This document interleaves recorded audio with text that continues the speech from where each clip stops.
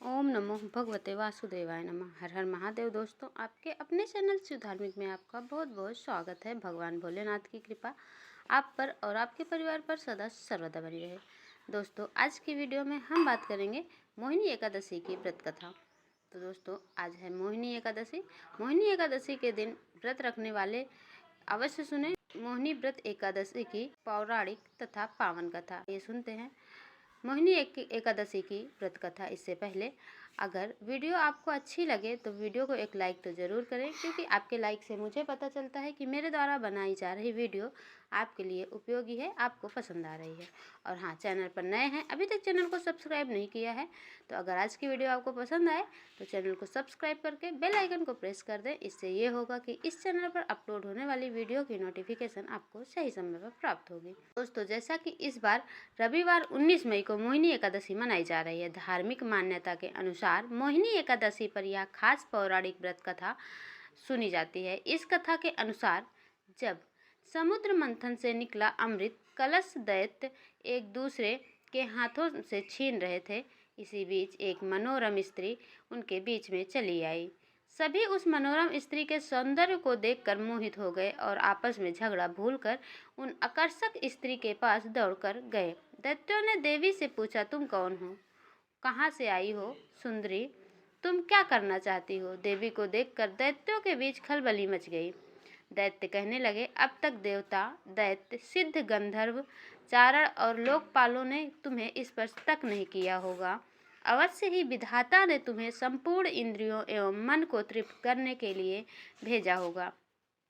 सुंदरी, तुम हमारा झगड़ा मिटा दो। तुम न्याय अनुसार निष्पक्ष भाव से इस अमृत को बांट दो, जिससे हम लोगों में और अधिक झगड़ा ना हो। वास्तव में देखा जाए तो श्री हरि विष्णु ही योग माया शक्ति से युक्त हो मोहिनी अवतार धारण किए हुए दैत्यों के पास गए थे। योग माया शक्ति के प्रभाव से तीनों लोकों में ऐसा कोई भी नहीं है जिसे वश में नहीं किया जा सकता है। यही योग माया शक्ति और दैत्यों के प्रार्थना पर तीनों लोगों को मोहित करने में समर्थ मोहिनी देवी ने दैत्यों हंसकर से कहा, मैं माया हूँ तथा आप महर्षि कश्यप के संतान हैं। मुझे न्याय का भार क्यों दे रहे हैं? बुद्धिमान पुरुष को स्वेच्छाचारी इष्ट नहीं करना चाहिए। मोहिनी देवी की परिहास भरी वाणी दैत्यों को और अधिक आश्वस्त कर गई और उन्होंने अमृत से भरा कलश उनके हाथों में दे दिया। मोहिनी देवी ने अमृत का कलश अपने हाथों में ले दैत्यों से कहा, मैं जो भी करूं, फिर चाहे वो उचित हो या अनुचित, अगर तुम्हें स्वीकार है तो तुम्हें अमृत बांट सकती हूँ। उनकी मोहयुक्त मीठी बात सुनकर सभी दैत्य देवी मोहिनी के प्रस्ताव पर सहमत हो गए। मोहिनी देवी ने अगले दिन अमृत पान करने की सलाह दी। मोहिनी देवी के आदेशानुसार अगले दिन समस्त दैत्य स्नान कर अमृत पान करने हेतु पंक्ति में बैठे। देवता भी वहां आकर बैठ गए। मोहिनी देवी अमृत का कलश हाथ में लेकर आई। वे बड़ी ही सुंदर साड़ी पहने हुई थी, आंखें नशीली हो रही थी, कलश के समान स्तन तथा गज शावक के सूंड के समान जंघाएं थीं। देवी के स्वर्ण नुपुर अपनी झंकार से सभी को मोहित कर रही थी। सुंदर कानों में कुंडल थे तथा उनकी नासिका, कपोल तथा मुखारविंद बहुत ही आकर्षक थे। बाद में भगवान के इस मोहिनी अवतार ने देवों को अमृत पान कराया और दैत्यों के साथ छल किया। उधर जब भगवान शिव ने सुना कि श्री हरि ने दैत्यों को मोहित कर देवताओं को अमृत पिलाने के लिए स्त्री रूप धारण किया, वे उस स्थान पर गए जहां भगवान श्री हरि निवास करते थे।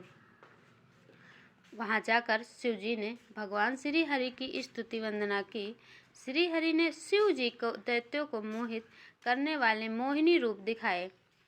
एकाएक शिव जी एक रंग बिरंगे फूलों से भरे पूरे उपवन में पहुंच गए। वहां उन्होंने बड़े ही सुंदर परिधान पहने हुए, कमर में करधनी पहने एक सुंदर स्त्री को कीड़ा करते हुए देखा। उन देवी ने लज्जा भाव से मुस्कुराकर तिरछी नजर से शिव जी की ओर देखा। बस फिर क्या था, कामदेव को भस्म करने वाले भगवान शंकर का मन उनके हाथ से निकल गया। वे मोहिनी देवी को निहारने लगे। उनकी चितवन के रस में डूब शिव जी इतने भावातुर हो गए कि उन्हें अपने आप की भी सुध ना रही। जहाँ भगवान शंकर की मोहिनी देवी पर आंखें लगी ही रहती थी तथा उनका मन वहीं रमण करने लगता था।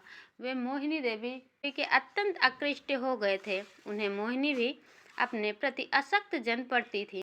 उनके हाव भाव से शिव जी का विवेक शून्य हो गया था तथा वे कामातुर हो गए थे। अपने वैरी कामदेव से मानो परास्त होकर महादेव जी विष्णु के मायामय मोहिनी रूप को जानकर भी पीछे पीछे दौड़ने लगे। पार्वती जी का ख्याल त्याग कर शंकर मोहिनी के पीछे लग गए। उन्होंने उन्मत्त होकर मोहिनी के केस पकड़ लिए। मोहिनी अपने केसों को छुड़वाकर फिर वहां से चल दी। शंकर जी फिर उसके पीछे पीछे दौड़ने लगे। उस समय पृथ्वी पर जहाँ जहाँ भगवान शंकर का वीर गिरा वहाँ वहाँ शिवलिंग का क्षेत्र एवं सुवर्ण की खाने हो गई। तत्पश्चात यह माया है ऐसा जानकर भगवान शंकर अपने स्वरूप में स्थित हुए। इस प्रकार मोहिनी एकादशी की कथा कही गई है।